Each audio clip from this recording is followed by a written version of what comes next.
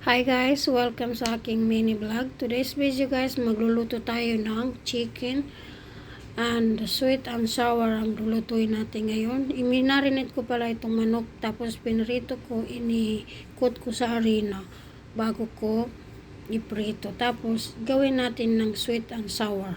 Okay guys? So yan guys, luto muna tayo. Yung manok pala, ni-marinate ko yan magdamag, tapos pinarito ko siya. Siyempre, inikot ko yan ng harina guys. Hindi lang basta-basta prito. Kaya pala tayo dito ng red bell pepper.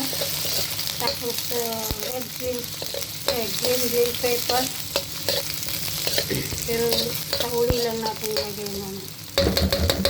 Nilagay ko na pala yung green bell pepper guys. Tapos inikot lang natin yan.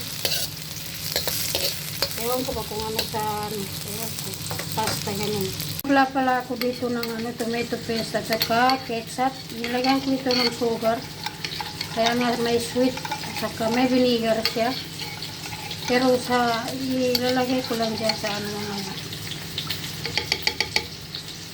Ilalagay na natin itong sauce na. Para mainit. Pala sabihin na sweet and sour. Ganon yun. Guys, pakukuluin muna natin yan bago natin ilagay ang ating pinaritong chicken na boneless na chicken. Pero ini-marinate ko po siya para masarap siya bago ko pinarito. Guys, ilalagay na natin yung ating pinaritong manok. Muntik na sila masunog. Tapos imimekos-mekos lang natin yung minsan.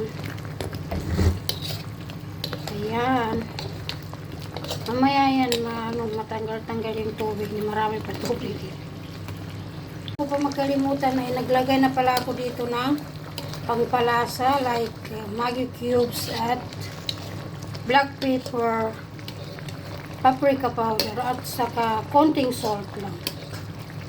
Okay guys?